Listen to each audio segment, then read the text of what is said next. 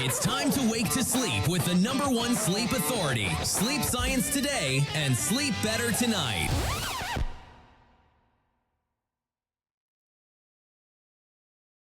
We all hear myths about sleep, and sometimes it gets confusing to know what's true and what's not true. You can find pretty much anything you want to find on the internet today, but coming to Sleep Science Today, we are going to talk with Dr. Yishan Xu, and she is going to help us figure out some of these myths about sleep. So I'm your host, Andrew Colsky. This is Sleep Science Today. We have Dr. Yishan Xu, who is an adjunct faculty at Standard Sleep Medicine Center and founder of a multilingual mental health practice called Mind and Body Garden Psychology. Welcome, Dr. Xu. Hi, thank you for having me. So we obviously talk all about sleep here, and there's so many misperceptions out there. And, in my own practice and working with clients, when they first come in, they tell me all these things they've tried to do to improve their sleep. And sometimes, you can clearly hear that they got that off of the internet somewhere, and it's just not true stuff. So I figured today we could talk about myths and kind of give the reality behind them. So with that, I am going to start off and I'm going to give you one of the most common ones I hear, which is everybody needs 8 hours of sleep. And if I don't have 8 hours of sleep, something must be wrong. Hmm. What's true? What's not there? That's a very common question. And one thing I learned in sleep field is sleep is such an individualized thing. There's no such thing that everyone need absolutely the same length of hours to sleep. So in reality, everyone's different. Someone may just need 6 to 7 hours per night, and they're totally fine. Their brain, their body can only create that many hours of sleep, and they can function so well, so energetic during the day. But others may need 8, 9. Some people may even need more than 9 hours per night of sleep to feel more recharged during the day. But we want to be careful. If you constantly need a lot of sleep, like you constantly need 9 to 10 hours per day to sleep, and you still feel like it may not be enough for you, there may be some indications, something underlying wrong in your health. So actually, sleep more is not necessarily a good thing. And also, there's type of small percentage of people in the world, we call them short sleepers. So genetically, they just cannot create that many hours of sleep, and they don't need many hours sleep. For short sleepers, they may just need 5 hours sleep per day, and they function perfectly. So you can see everyone's so different. And the problem is if we force someone who can only sleep for 6 hours, we force them to lay on bed for 8 hours or more, we may actually create insomnia problems for this person. I see. I see. So you mentioned, the people who may be regularly needing 10 hours or more of sleep, there might be something else going on there. Um, First thing that came to mind for me was maybe they've got sleep apnea and they're not getting good sleep. And so they're trying to kind of catch up with it. What types of things might be going on in the background? Yeah, sleep apnea definitely a big thing because their sleep quality is poor at night. It's not about how long you sleep, it's about the sleep quality you're getting. And there are many other sleep disorders. Like I treat insomnia mostly, but there are 90 more other type of sleep disorders in the picture. They could all lead to your body need more sleep. But besides sleep disorders, we may have other medical conditions that your body may need more sleep, more rest, try to recover from that. Uh-huh. Maybe an injury you got, maybe some medical procedures you went through, or some underlying health issues. It could be very complicated, different type of medical or genetical problems that you are not aware of, that need your body try to recover through sleep, but it may not actually be able to really do that, and that need medical attention. Right, right. And I guess there's also the other part here, which is, we talk about this generic concept of 8 hours that people think about, but different stages of life, we're going to have different needs for sleep. So a teenager or a newborn is going to be very different from someone who is in their 80s or 90s. That's a very good point. I'm glad you mentioned that. Yes. So babies need a lot longer sleep. So 2/3 of their time possibly are spent in sleep. As we grow older, like children, teenagers around 10 to 18 years old, a lot of teenagers actually need more than 8 hours sleep on average. It just based on big data. Um, but unfortunately nowadays in our school system, a lot of teenagers, they are not getting enough sleep. They are sleep deprived. Not only how long they sleep, but also teenagers tend to be more night out, so they tend to sleep later. That's another problem. Uh-huh. But as we enter adulthood, our body needs a little bit less sleep. As we get older, at older age stage, we may still be able to create certain amount of sleep, but we may experience more night weakenings. So the total sleep hours still reduce, but in a Right, different way. right. So it's very solid point you are mentioning. Different life stage, sleep change. That means our expectation of what means a good sleep should change accordingly as well. Hmm. Yeah, and you talk about the more middle of night awakenings as people age. One of the things that is so common for me, with my patients, is when I get patients who are, let's say, 70 years old and above, roughly. Um, they have sleep changes, such as more middle of the night wakenings, and also waking earlier than they used to the other parts of their life. And so, obviously, there's this concern, oh my gosh, I can't sleep the way that I used to. I'm getting up so early. What's wrong? What's happening? Is that kind of your experience as well? Yes, totally. And my suggestion would be, it's not quite rational to expect your body sleep exactly the same when you are at 70 years old compared to when you were 20 years old.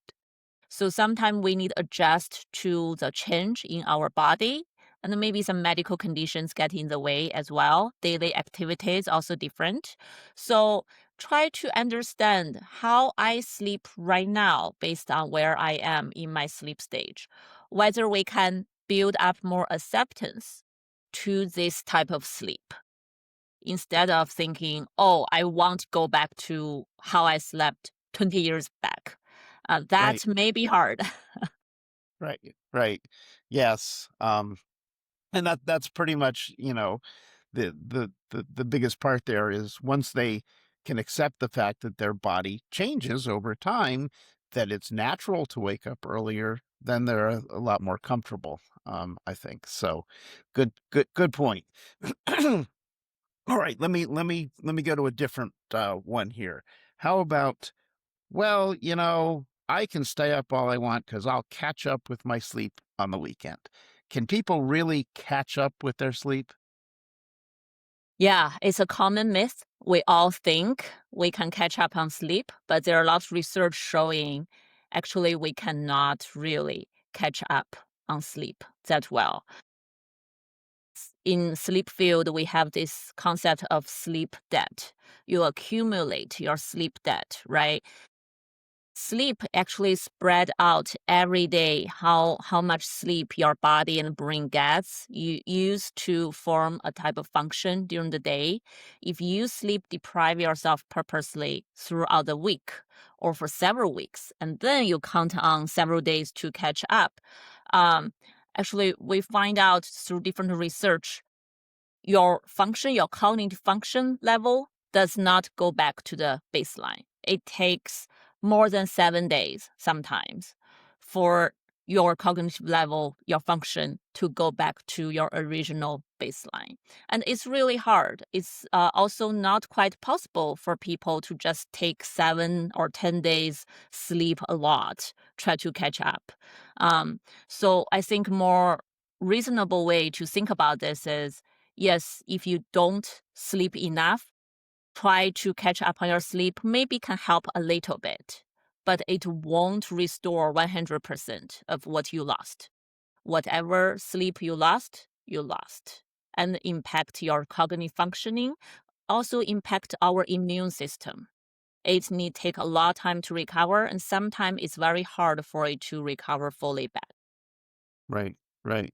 Yeah, I heard somebody describe it one time in a way that I really it made it easy for me to understand, which is if you were to go for a week and you restricted the amount of food that you ate all week. So you ate a very little amount of food.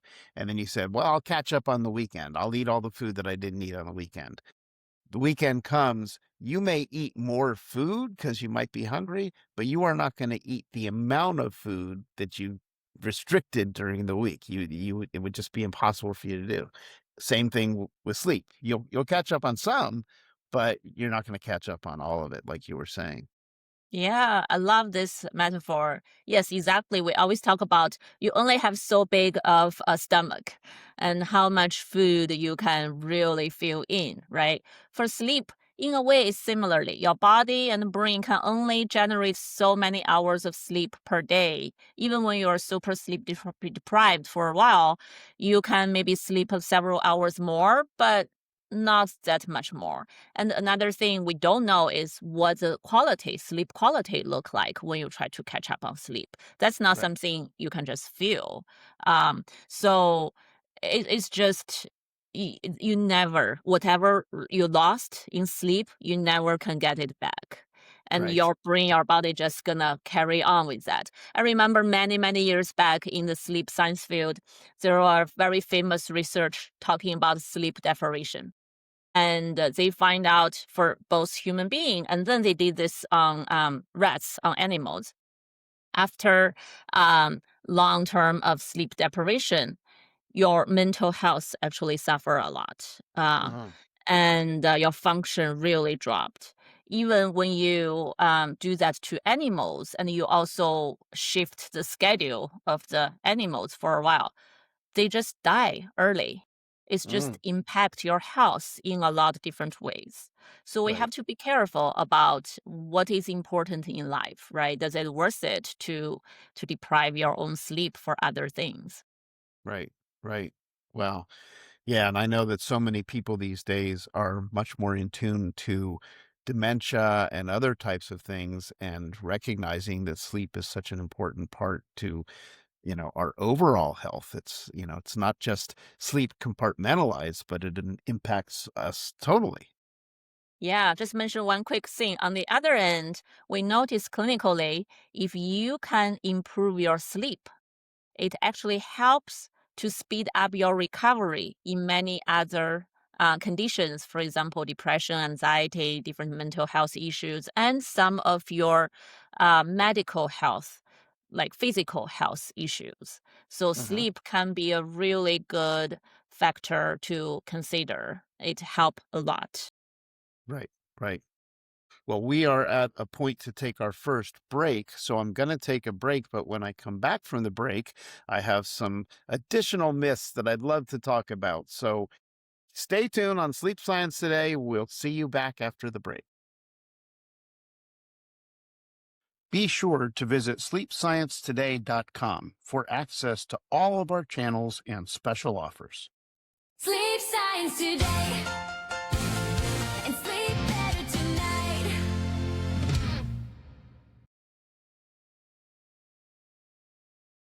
All right, welcome back to Sleep Science Today. I'm your host, Andrew Kolsky. We're talking with Dr. Xu, and we're talking about myths. And here's one that I hear a lot.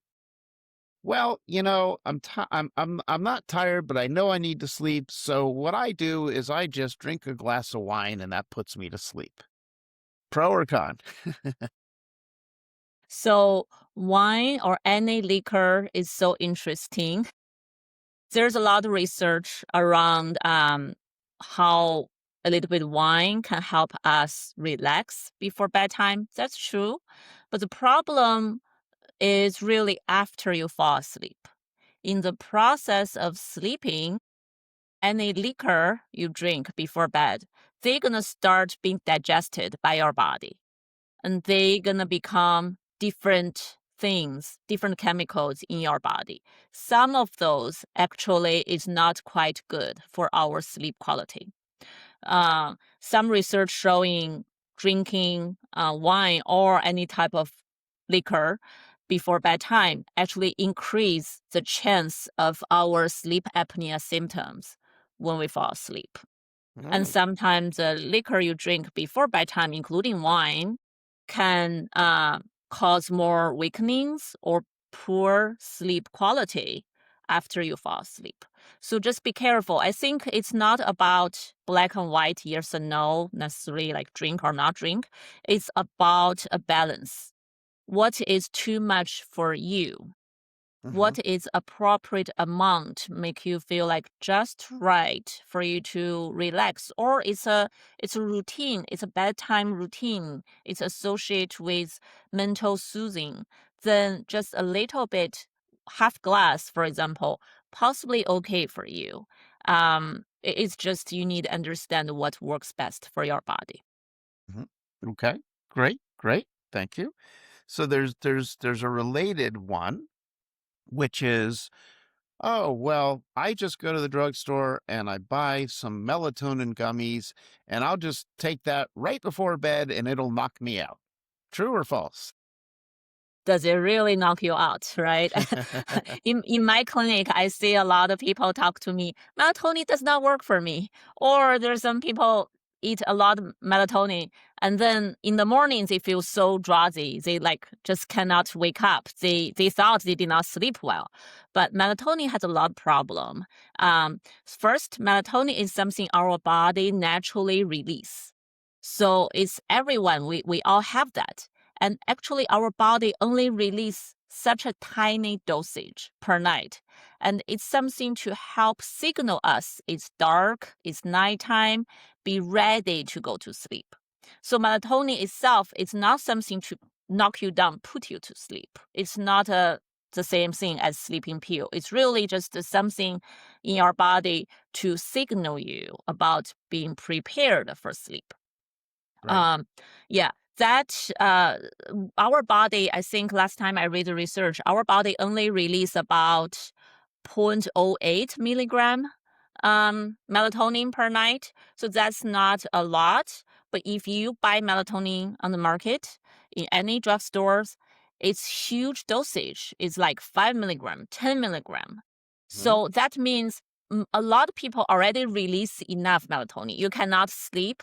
You cannot fall asleep. It's not because you don't have enough melatonin. It's because many other things. You worry about things, right? Your sleep habit is not very healthy. So, but you take melatonin, you take too much, much more than what your body naturally release. That means it's going to be in your system until the morning. It's still going to be in your system. So that causes a lot of problem in the morning. You cannot really wake up. You don't feel like refreshed. And then you blame sleep. You don't blame melatonin. The next day Right. you do the same thing. Yeah, so I think that's a problem. Another thing is several years back, I think there's a research paper published by a Canada researcher team. They studied hundreds of melatonins on the market, but they find out whatever labeled on the melatonin bottle does not really match how many melatonin exactly in the pill or gummy you are taking. Sometimes the dosage of melatonin in that little pill or gummy can be 400 times more or less. Wow. Wow. And it also not only has melatonin in it, it has many other weird stuff combined together into that melatonin you are taking. So you actually don't know what you're exactly taking. It's not the same as what labeled on the bottle. I think that's another problem. Wow. Well, that's certainly something to be aware of. Um, but yeah, the fact, like you said, you go into the drugstore, and typically, you're right, you're going to find 5 milligrams and 10 milligrams. And both of those are way too much. And then, like you said, people get caught up in this cycle because they think I didn't sleep well, so I need more melatonin. When it's the fact that you're taking too much melatonin, which is causing you to have the brain fog and sleepy during the day. So, yeah, that's a very common one. I think that's a huge myth out there that people think that, well, I take that and it's like a sleeping pill, and it is absolutely not. So, all right, let's try another one. I love to watch TV in bed because it helps me relax so that I can fall asleep. So I would say this does not work for everyone. It depends. I'm not those kind of very rigid sleep psychologists say you definitely cannot do certain things. It depends on what you need. So for people who watch TV before bedtime, I think what they are trying to do is to do some wind down activity, which is great thing. We all should have some wind down activities because our brain is not a light switch. It cannot just switch off. Okay, sleep. We do need a period of time to slowly wind down from the busy mind during the daytime to a more calm mind so we are ready to sleep. For some people, watching TV or be on their phone or listening to music is a way for them trying to wind down. And that's a good thing, but you have to figure out the activities you're engaging in. Are they really help you wind down, or they are making you more awake, more excited? TV or any phone, like social media and stuff, depends on the content. For example, are you watching horror movies right before bedtime? That possibly going to be too much, right? Because that's going to stimulate your brain, make it very excited right before bedtime. But if you are watching something very soothing, you really enjoy, you feel like help you build up your sleep drive further, make you feel more sleepy, you are more ready to go to bed. Maybe that's not such a bad thing. You just have to be careful. Another thing about the content. Another Mhm. thing is the blue light we all talk about. Right. So research showing TV, actually the blue light is not as much as the phone or other electronic device you're holding on your hand. So TV is distance away, but it's still gonna have some blue light. Blue light is a signal. It suppresses the release of melatonin because it triggers the brain believe, oh, it's still not dark enough. It's not ready. You don't have to be prepared for sleep yet. Right. So it's Right. a signal to wake us up somehow. And our eye is a very important signal receptor. So we use light to decide, to regulate our sleep center in our brain. That's the problem of blue light.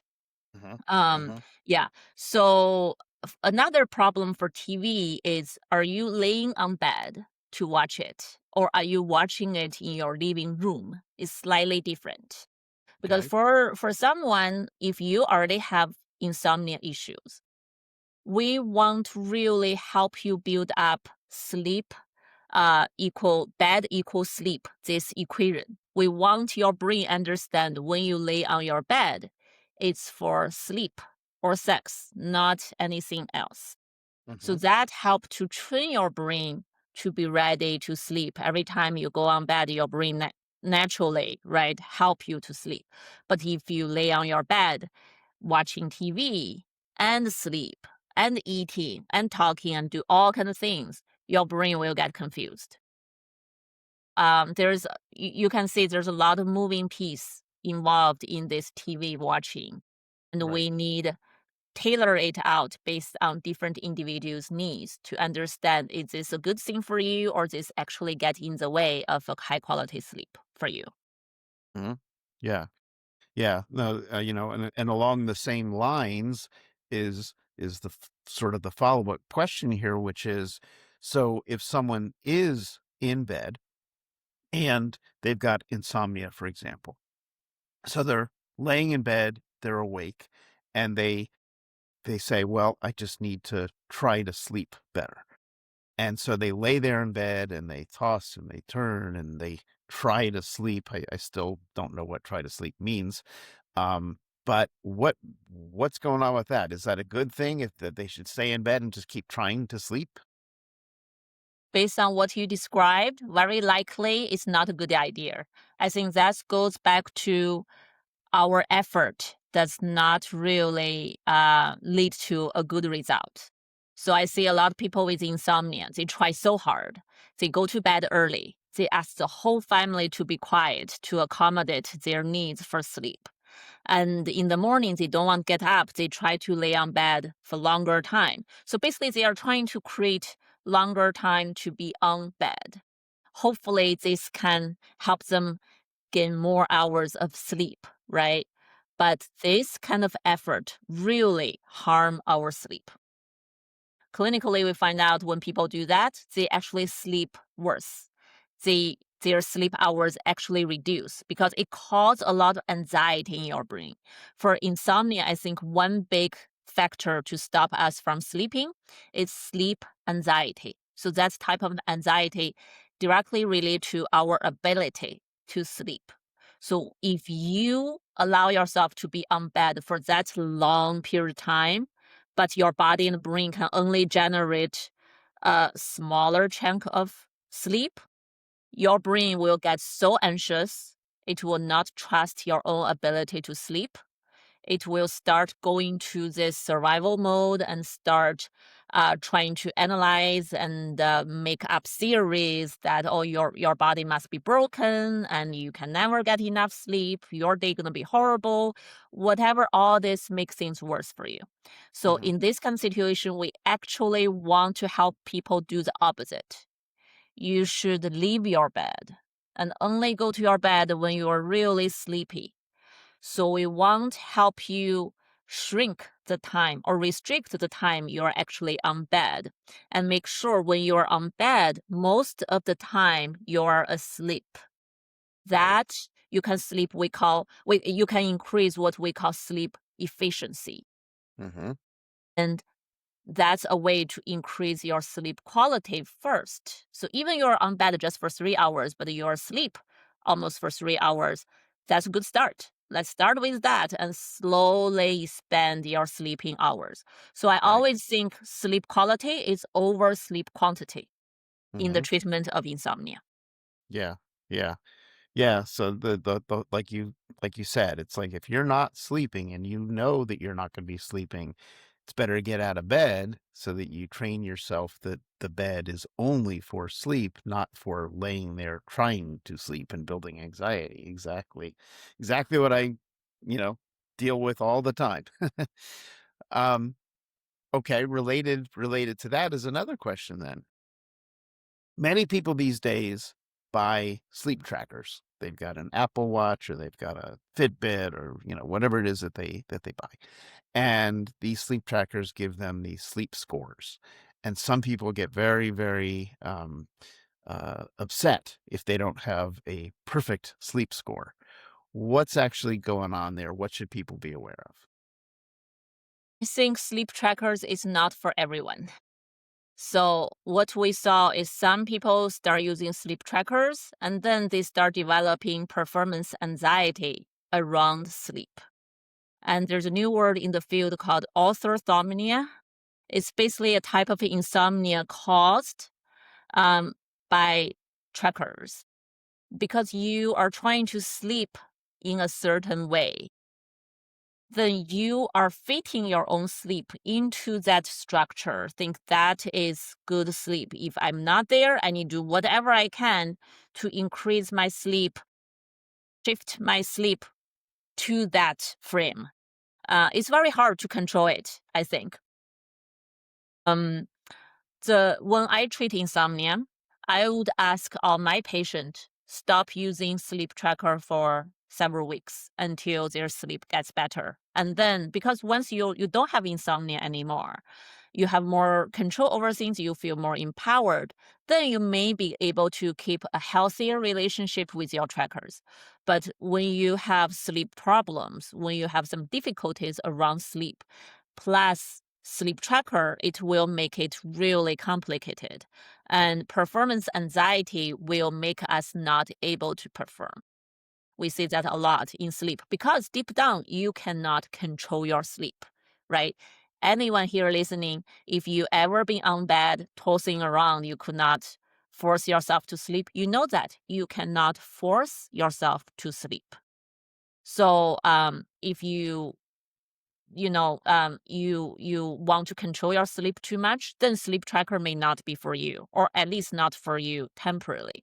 Sleep tracker has another problem is right now the consumer side of sleep tracker, they are improving a lot over the years, but it's still not 100% accurate.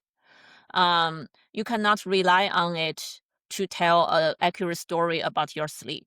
And also, you don't know how to explain some of the data and certain percentage of deep sleep. Does that mean your deep sleep is poor? From a for professional's point of view, maybe not. It may be normal within the normal range. But for consumers, they may think, "Oh no, my deep sleep is not enough. I have to do something about it." That creates another level of anxiety. Yeah. Yeah.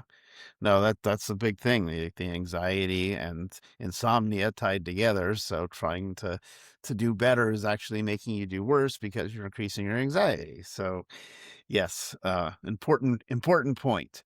So we need to take our second break here. So we're going to take a break and we will be right back on Sleep Science Today.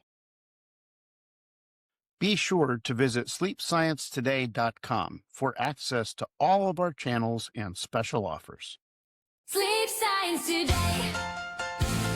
And sleep better tonight.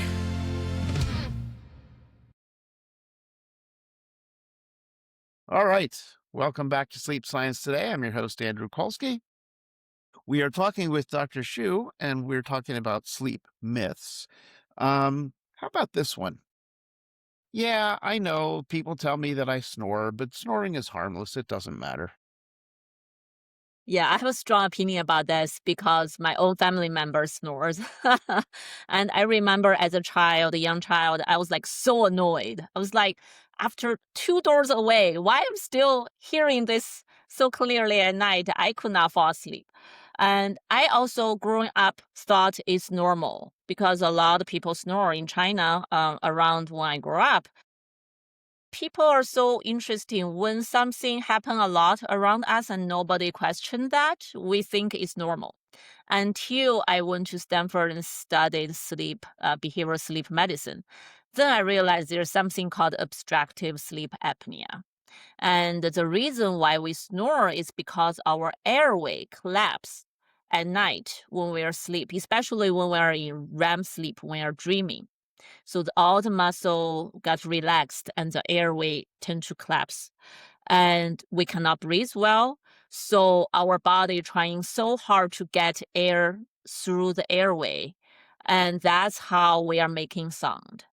So Uh-huh. it's necessarily not a healthy state we're in when we sleep. That actually lead to more problems, more pressure to the heart, to the brain, and our oxygen level drops in our blood.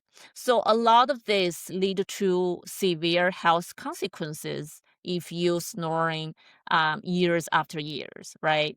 Uh-huh. And after I studied sex therapy, recent years, I also learned that if you snore for many years, when you get to older age, and it may even impact your erectile dysfunction.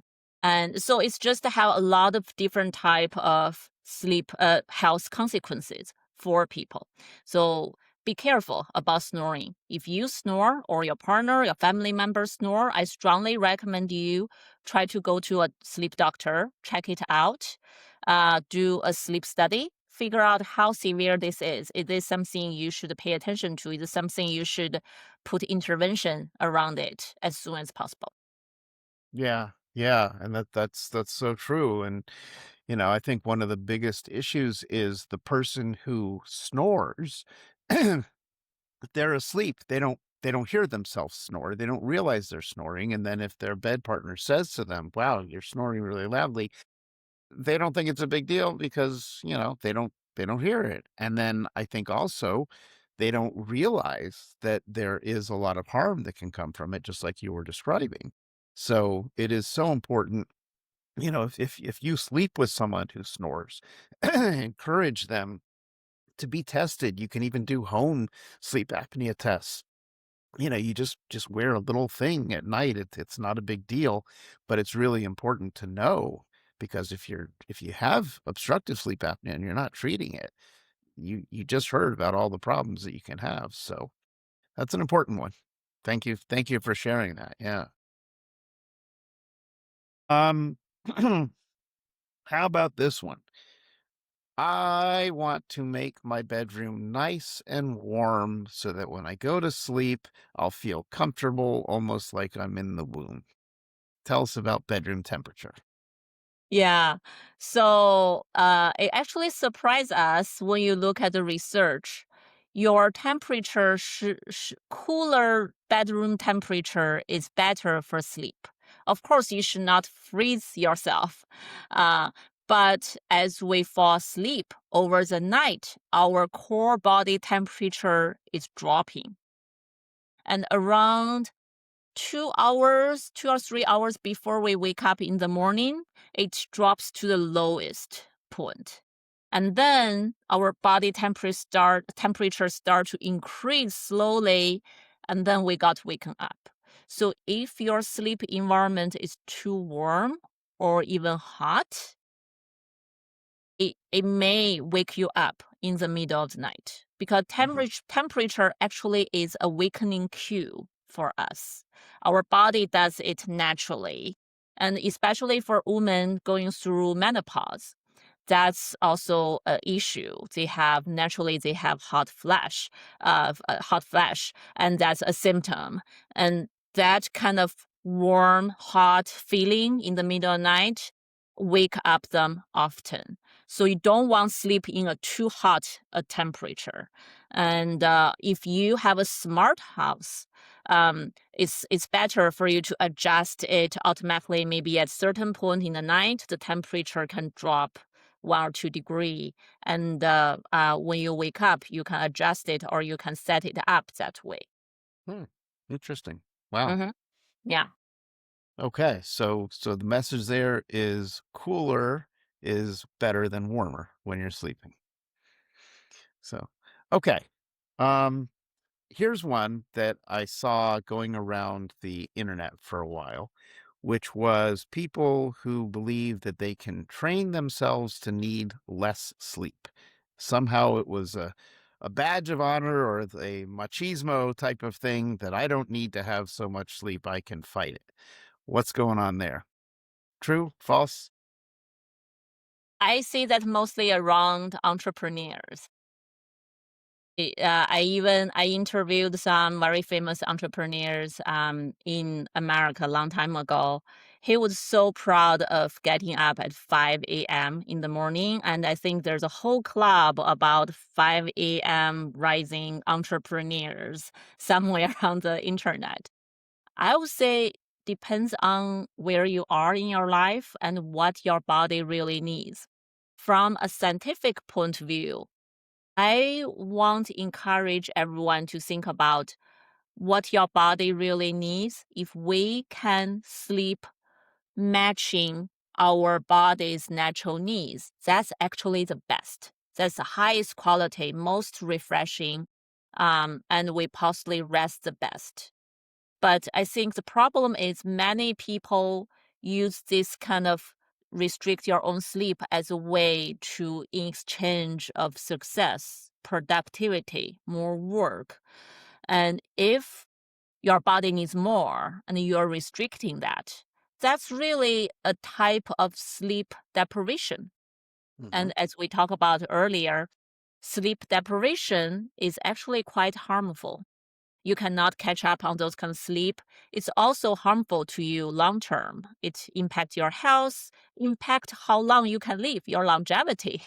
And it's a typical, I think, philosophy. People think other things are more important than sleep. So I can sacrifice sleep to gain other things in life. When we restrict our sleep, not only health-wise, we're gonna suffer, but emotionally, we're gonna suffer. So when I treat couples, I do couple therapy sometime. Uh, Research shows if we don't sleep enough, we tend to be more irritable. We have less empathy to our partners. We have a lower threshold of tolerance to our children, to our family members. It's just the whole person may be more grumpy. And grumpy people is hard to be around. So Right. it's just a spiral down to causing a lot of problems. I think it's all related. I think recent 2 years, more research from Stanford and many other research team in the US showing um, sleep actually become one of the key predictor of suicidality. That's a heavy topic, but it's really think about mental health and whether you still want to live a meaningful life, right? If you don't sleep enough, and that severely impact your mental health and just open a door for many, many other possible negative consequences. Right. Right. Wow. Yeah, that's the the deep sleep that we get is where so much good stuff happens. And whether we talk about mental health, whether we talk about entrepreneurs, even the all of the ideas and things kind of come together when you're in that stage 3 deep sleep, where it's not going to happen when you're awake trying to force yourself to think through things. So if you give yourself that opportunity to get the sleep that you need, your brain is going to process all those things that it needs to process, and you don't have to force yourself. But I think a lot of people miss that. I just want to add one thing about that. Not only deep sleep is important, every sleep stage are important in their own way. For example, when we talk about mental health, REM sleep, which is what the sleep stage when we are dreaming, is very important to regulate emotions. Because when we sleep, that sleep stage help us to process our emotional memories. And so it's a very important stage of sleep. Deep sleep also important, especially important for teenagers, for children, because deep stage of sleep is the stage our body release growth hormone. That's when you can grow bigger, taller, and that's very important for younger people. And of course, it helps you, recover your body tissues, everything. So it's important for everyone. A light stage of sleep actually is quite a lot in our daily night's sleep. More than 50% of our each night's sleep actually are light stage of sleep. They're important as well. So I just want to point that out is every structure, like the whole architecture of our sleep, every piece of that has its unique function. And it Right. just overall sleep is important for us. Absolutely. Absolutely. Well, that's a very important message, and that's the message that we're going to end up leaving our show with, because we're out of time for the show. But this has been very informative. I think we've covered a lot of the common questions that people have about sleep out there, and I appreciate your detailed answers and giving us the information that we need. So I'll just ask if there's any last words you have before we close out the show. Yeah, depends on how much time. There's one thing I want mention. Another myth we did not cover, which I find very common among Asians and many others, or the dream part. Like one is when to sleep, and one is whether dreaming and waking up in the middle of the night is a good thing. I just want to spend a little bit time working on that. I just want to let you know, waking up in the middle of the night is very common for almost everyone. So don't be afraid of that. Normal adults wake up more than 10 times per night, no matter you remember it or not. It's normal. Regarding the sleep window, everyone is different. That's another philosophy I will always want to pass out to people is following your body's natural rhythm. if you can. If you're a night owl, then maybe your natural sleep window should be go to bed late and get up late. If your work, your daytime activity allows it, that's the best type of sleep for you. You don't have to force yourself sleep like others if it's different for you. So just overall, I think sleep is an individualized thing. I think it's very important for us to understand how our body prefers in sleep and then decide accordingly what we can do to adjust it accordingly. If you are stuck, you are having problems, there are a lot of great resources out there. Find a professional, find a well-trained sleep doctor, sleep psychologist to help you, optimize your sleep. I think resources are out there. But don't scare yourself too much. Don't put too much effort in the wrong direction. With the right guidance, sleep issues can be solved. You can recover. Excellent. Excellent. Well, thank you for that. That's all important information. We have to close out our show here. So thank you all for joining Sleep Science today, and we'll see you on an upcoming episode. Thank you, Dr. Xu. Thank you. You have been listening to Sleep Science Today, your number one sleep authority. Sleep Science Today.